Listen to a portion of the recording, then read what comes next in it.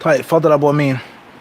I was in a situation when I was making Umrah where I was confused about what to do. Basically, I was coming from Medina in Haram already, and we were arriving at the hotel, but I didn't want to get settled in the hotel because I was afraid that we hadn't made the salats to combine, so I wanted to make sure that we combined the salat, because if I get settled, I thought that I would not be able to combine the salat anymore and even like missing the salat. What should I have done? It was like between, we didn't pray Maghrib, and Isha was almost going to come in. Should I have settled and then prayed, or how should I have handled this situation?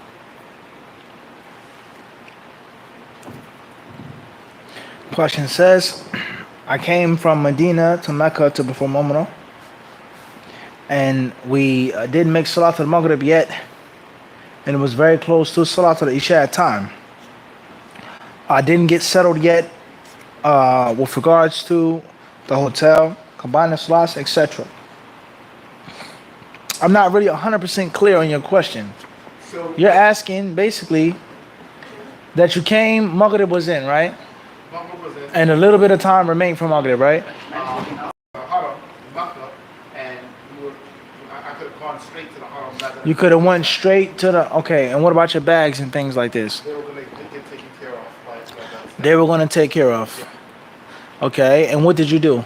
I went to the Haram. And then? Combined the Salah. Uh-huh. I continued to make the rest of the Umrah. So I made the Tawaf.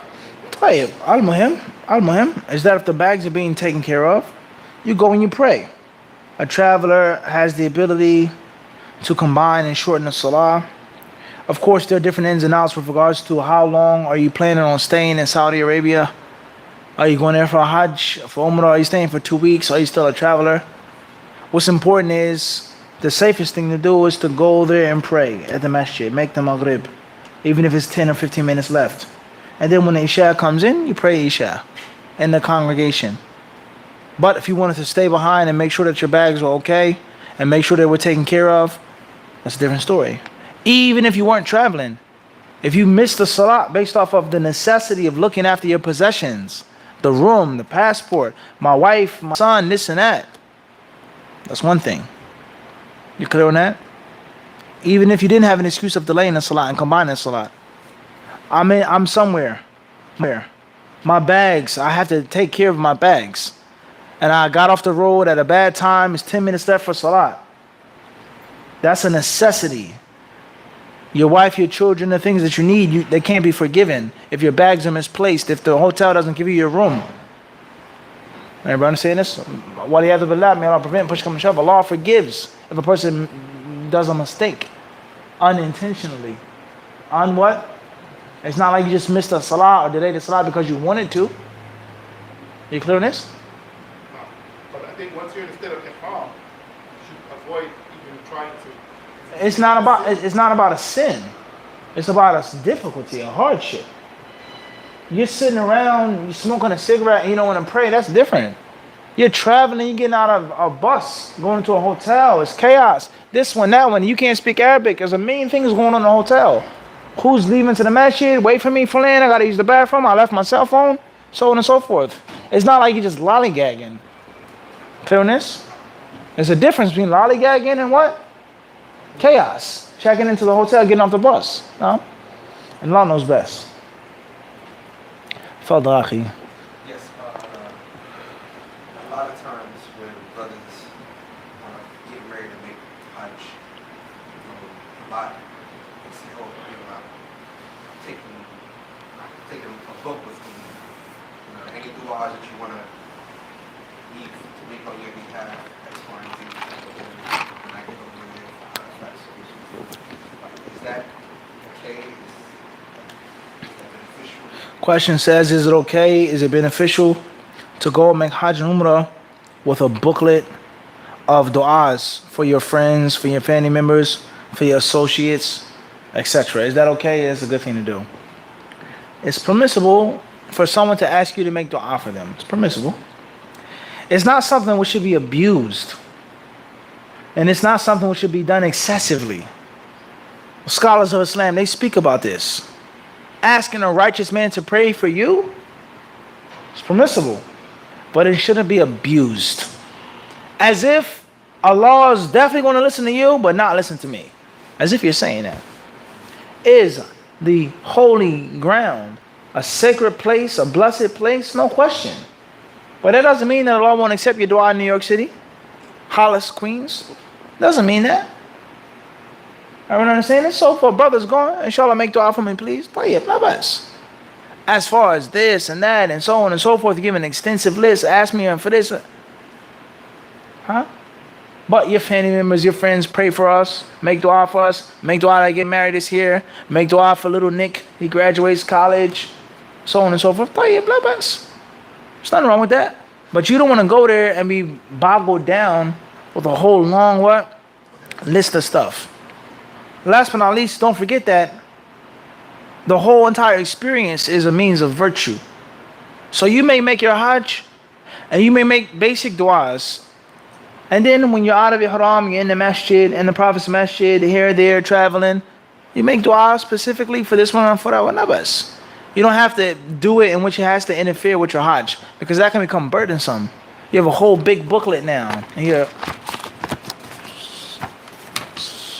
Sister Khadija, Omi, Abdurrahman, little Nick, blah, blah, blah. That can become burdensome. And Allah knows best. Any questions online? Initials J from Philadelphia, PA. Assalamu alaikum. May Allah continue to bless you and your family and all the Hadithdisciples around the world. Is it okay for me to pray while holding baby? Does it affect the arcans of one's prayer? Is it permissible? Wa alaikum assalam wa rahmatullahi ta'ala wa barakatuh. Jazakallah khairan. I mean to your du'as, and may Allah Azza wa Jal bless the Hadith disciples in my hometown of Philly. Is it permissible to pray while holding a baby? In brief, yes it is. It is supported by what the Prophet alayhi salatu wasalam did, as we've explained in Al-Lu'lu' Marjan. And also, in brief, the general concept of having slight movement in the prayer is fine. It's permissible to move slightly in the prayer. To move what? Slightly in the prayer. Let alone the fact that a person putting his right hand on the left hand side, is that from the arkan of the prayer? Is that a rukn of salah?